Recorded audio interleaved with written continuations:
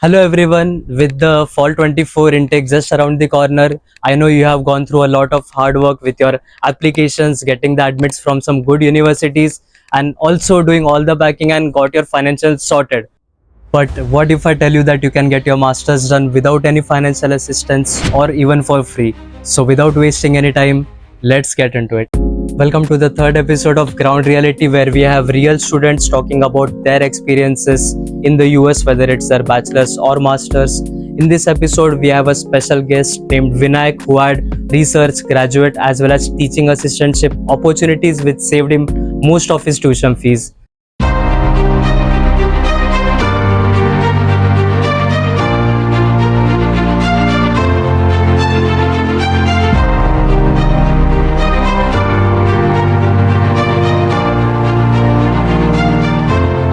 Hi Vinayak, how are you doing? Hello Piyush, I'm good. How are you? Good, good. Thank you so much.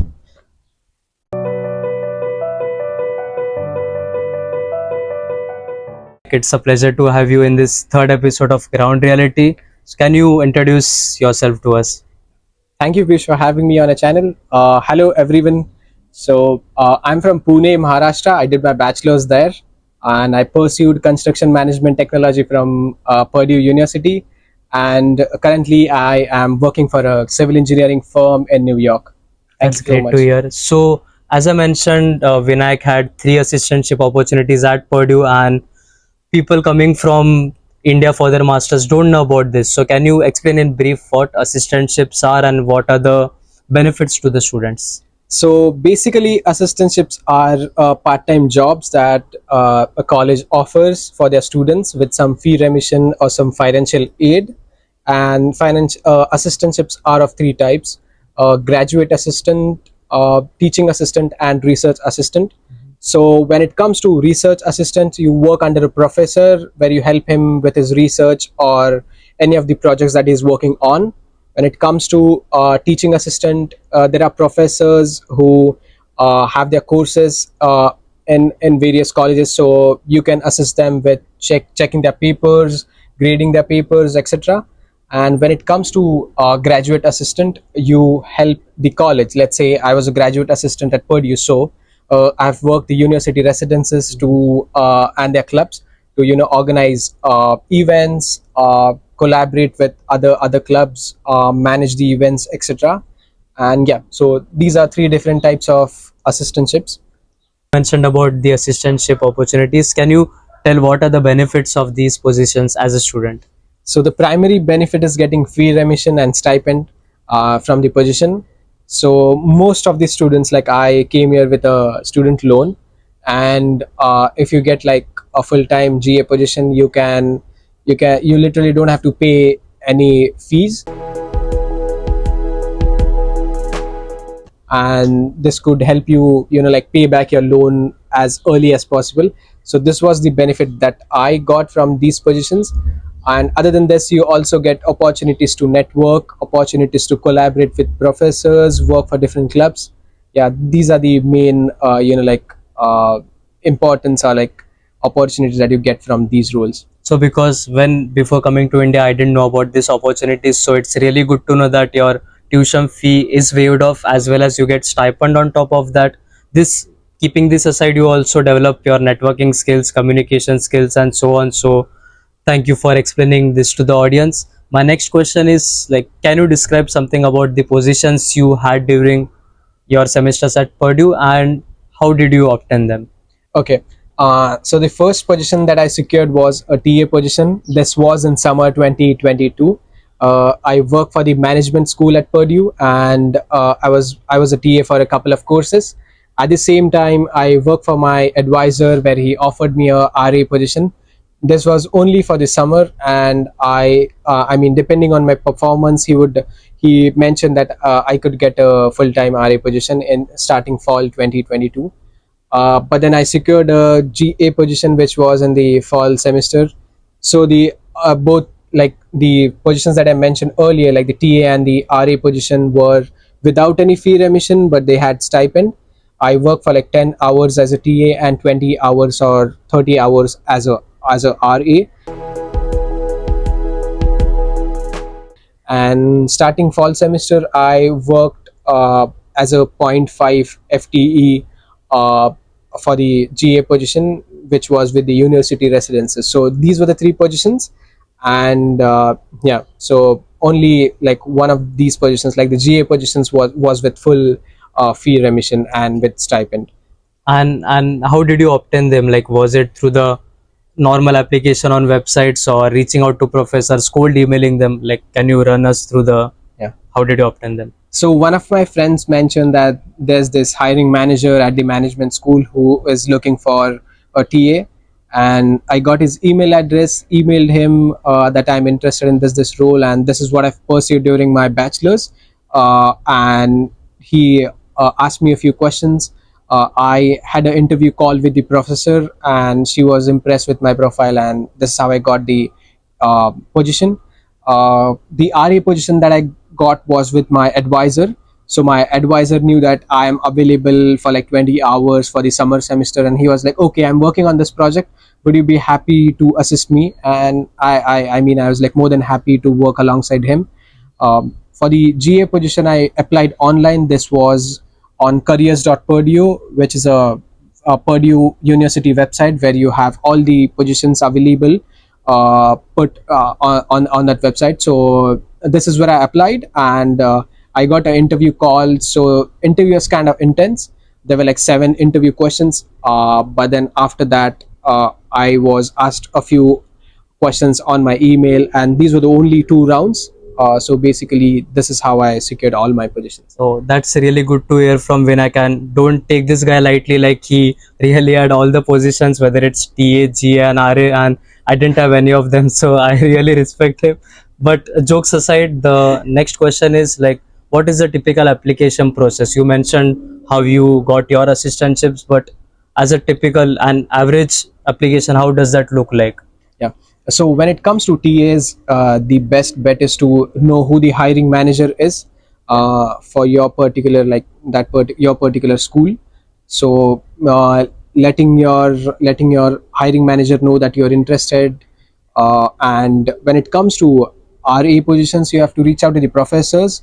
You can go on websites and look for their like interest, like research interest, and if you find something interesting, you can just let that professor know that I found this on your website, and I'd like to get some information about what's going on.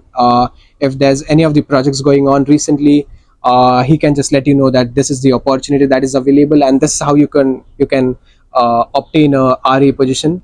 And when it comes to GA positions, you just have to make sure that you go online, know who the hiring manager is, reach out to them, or apply online on the websites like Purdue.career, etc. So these are the different ways, but it's mostly networking, knowing that there are positions available, reaching out to people. Another thing about research assistant positions is you should know whether the professor has any of the positions available. For this, the best bet is to know who's working under that professor currently, and asking those students that if there's any opportunity going to be coming in the next semester or in a year or so, and if there's any, just let that professor know that I'm ready to start from fall 2024 or spring 2025, and this is how you get in touch with that professor and secure that position. Yeah. So guys, typically this is how you can apply for assistantship opportunities. It might seem daunting at first when you are not in the US, but when you follow these simple steps, it's not that hard. Like, I personally didn't have, but listening from you, it seems that if you have a proper strategy, you can increase your chances of getting an assistantship. Yeah. What are some of the prerequisites, or do people from India or people here need some prerequisite or qualifications to qualify for the assistantships, or anyone can apply for that? So basically, you need a good academic background, some relevant skills to the opportunity that you're going to pursue, and I think this is almost like this is what you need. So the professor, you should let the professor know that you're willing to learn, and they have this understanding that you have not worked for a lot of years in the past. You might be a master's student, so you might have worked for like you might have pursued your bachelor's for like 4 years, and during a bachelor's you don't get a chance to focus on one particular thing for a good amount of time because you have like 5 courses per semester. So you don't get a chance to focus on something in depth. So they know about this, and they only see whether the student is wanting to, work, is willing to work, or is willing to give their time for that particular thing. And I think this is the only thing that they require. And it might depend on assistantships. Like different assistantships might require different qualifications, but then they'll have everything mentioned under the listing. So there can be assistantships like uh, something related to software, or IT, where they'll need you to have that particular software package. You should be, like, known to that package. But then other than this, there's not a lot that they expect from you.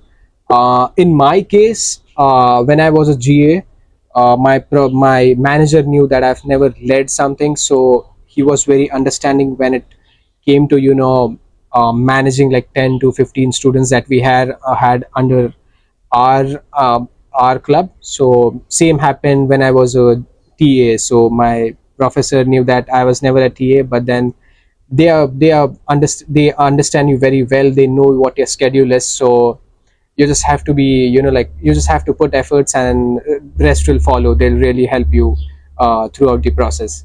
So as he said, like most of it is you should be willing to learn. If you even have basic background in the research topic or the assistantship opportunities, you should be good to go. You don't need a lot of experience under your belt. So that's good to hear that everyone is eligible for that. My next question is really critical, and I will divide it into two parts. So the question is, what is the best time to apply? And this is for two set of people. One is people who are coming, I think 2 or 3 weeks in the US. They will be here starting their new life in masters. Yeah. And second are people who are already here, whether they are in their second sem or third sem. So what is the best time to apply for assistantships? Is there a particular time you would suggest, or what's your take on that? Okay, so for the students who are going to be here in a month, I think this is the right time for them. They should start reaching out to professors. They should be it via email, on LinkedIn, etc., and get to know what their research interests are. I know this is a different process. When it comes to India, you don't reach out to professors prior to the school, or there are no assistantship positions. I'm aware of, but then yeah, you should search on LinkedIn what the professor is up to, what his research interest is. And when it comes to other positions like TAs, you should get familiar with how things work in your department. There can be advisors who can really help you to know who the hiring manager is. And this is how, this is what they can do. For the students who are in the US and have done a couple of semesters or one semester prior to the upcoming semester, they should consider in reaching out to the professors under whom they have taken a few courses in the past. So the professors can really help them to know if there's any opportunity available. And if there's not, you can just tell the professors that just let me know if there's any opportunity available with any of your colleagues. Professors, might be familiar with something that could make you intrigue you, and you could pursue that. Other than this, I think there will be students who are currently having a position. You can reach out to them to see if their professors have any of the opportunities available. You can just let them know about your interest, and they could, work as a recommendation and help you reach out to the professor. Got it. Yeah. So you don't require, like it's not necessary that you should be in the US physically before starting applying for an assistantship. You can even start from India, whether it's reaching out on LinkedIn, applying on websites, or even cold emailing them. Yeah. So that's a good strategy. True. So as you all listened from Vinayak, assistantships are a great way to reduce your financial burden, and also you get to learn a lot of skills. But my next question is, like some of the universities might have limited opportunities and high competition in some huge universities. So what are some other ways to earn money where you can at least cover your living expenses, if not the tuition fee? Okay, there are other ways too. So you can work as a part-time worker, a part-time student, where you could earn around like $10 to $20 or even more than that, depending on the state. So I'll talk about Purdue because I have that experience. So you could earn around like $13 to $15, where you can work in a dining court or as a facility management manager, etc. On the campus. This has to be on campus. This is one of the requirements of Purdue, and it has to be around 20 hours per week. If you pursue one of these opportunities, you can get around like $800 to $1,000 in a city like West Lafayette, and this could help you to pay your rent, your living expenses, etc. So yeah, so this could be really helpful. Okay, so you can do your part time on campus. Like there are restrictions that it should be on campus and maximum of 20 hours per week. I was not privileged to have an assistantship, but I have worked part time in all my semesters. So I know working 20 hours really helps you cover your rent, groceries, and living expenses. So Yeah. earning 800 to 1000 is a huge amount, especially in West Lafayette. The rent is around 400 or 500. So that's a really good way. You can apply on the careers website on your universities. For Purdue, it is careers.purdue.edu. Yes. And similar for other universities as well. Yeah. So my final question for you would be, what would be your best advice for the students? I know you have given a lot of great nuggets for everyone, but what would be the top 3 points that you would like to tell the students? Yes. So I have a few advices. So first one would be start as early as possible. Like if you are going to be here in a month, start reaching out to professors right now. So don't wait for the best time. Don't wait for coming here in the US and then reaching out. You start early, you secure something very early. So you reduce the competition. So this could be my first thing. Early bird catches the worm. Second thing would be, don't wait for the right time. Don't wait for the right resume, right cover letter, or right opportunity. You could always keep on getting better and better, but then if you wait for that movement, you'll miss out a lot of opportunities. So this could be my second advice. My third advice would be having a mentor. So this has really helped in my case, because I had my brother who was a TA during his masters, which was prior to my masters. So he gave me a lot of information about how to reach out to professors and all the process. So this has really helped me, and he always has helped me to push through this process, even if I don't get anything uh, for a semester or so. But then yeah, having a mentor, letting him know what you're going through, uh, uh, he could really help you to know if he or she could really help you to know if you're doing the right thing, and if you're not, they could help you to change what you're doing. So having a mentor could really be helpful. I would like to add something. So in my first semester, I was really thinking of getting into research, and I used to reach out to random professors, go through their websites. So I had like three professors who were willing to give me an opportunity where I could work for them for free, and I've worked on various projects. So during my first semester, so this could be something that could intrigue you too, like working on projects, getting to know how things work when it comes to a research. So I liked it, and two of the three professors were ready to give me a research assistantship position in my second semester.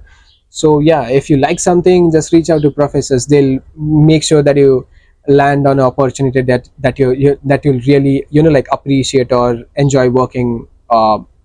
Yeah. Got it. These are some great advices from Vinayak. Like, I really hope that I could get this advice before coming to the US, but I met him after coming here. But really, like, these are some great advices, and people in India as well as in the US, I highly recommend you to try for assistantships, because I didn't have that, and as I mentioned, I really regret it, because you can save a lot on your tuition fees. You can reduce the loan amount, and it would be a great help for you financially as well as personally. As you said, you can develop a lot, like Yeah. developing your networking skills, communication skills, how to talk to people, especially in US. The culture is different and so on. So that really helps. And thanks a lot, Vinayak. It Thank was you a so much, pleasure to have you. And I hope this video helps a lot of people to secure assistantships. You can thank this guy on LinkedIn if you land up some assistantship. But thanks a lot again. It was great having you. Thank you so much, everyone. If there's anything else that you guys need, just reach out to Piyush, reach out to me on LinkedIn, and we guys are here to help you guys out. So thank you so much for having me, Piyush. Thanks. By the way guys, आम्ही first sem पासून roommate पण आहे, every same सोबत राहिलो आणि आता पण Chicago पासून न्यूयॉर्क शिफ्ट झालं आमच्यासाठी. आमच्यासाठी झालेलं आहे, तो आम्ही सगळे इथे आहेत करून. तर थोड्या याला एक्सेप्ट नाही करेल तो, पण ती रियालिटी आहे. पण थोड्या याला आपण रॅपिड फायर क्वेश्चन विचारू, फक्त 1 या 2 वर्ड्स मध्ये आन्सर कर. नॉर्मली क्वेश्चन्स विचारेल तुला. तर first, best city in New York and India. Best city. अरे यार, मी थोडं भिरभिरलं, पण best city in USA and India. इंडियामध्ये बेस्ट सिटी ऑफकोर्स पुणे. आणि US मध्ये सिटी, स्टेट ऑफकोर्स कॅलिफोर्निया, आणि सिटी मी बोलेल सॅन फ्रान्सिस्को. न्यूयॉर्क मध्ये राहतो आणि मग San Francisco versus Pune. Of course Pune. एक क्वेश्चन, पुणेरी मिसळ की मुंबई वडापाव? पुणेरी मिसळ. अरे यार, हा मुंबईची तारीफ करतो. मुंबई इंडियन्स फॅन आहे हा माणूस, आणि एक सिलेक्ट नाही करू शकतो. Next question, best food in USA. माझ्यासाठी टाकोस. टाकोस आवडले खूप जास्त. मुंबईची लोकल की NYC Subway? Mumbai local any day. DY Patil की परड्यू? परड्यू. हा, परड्यू आहे बघा. DY पाटीलचे आजचे मित्र ऐका सगळे काय बोलते. हा, DY पाटील नाही यार कधी. अरे मी दररोज उलट बोलायचा विचार करतो की परड्यू कधी पण, मग तर DY पाटील पुढे येते. आणि तसं म्हणजे समजलं याचं प्रेफरन्स परड्यू आहे तसं. एक विचारायचं, इंडियन पोरी की अमेरिकन?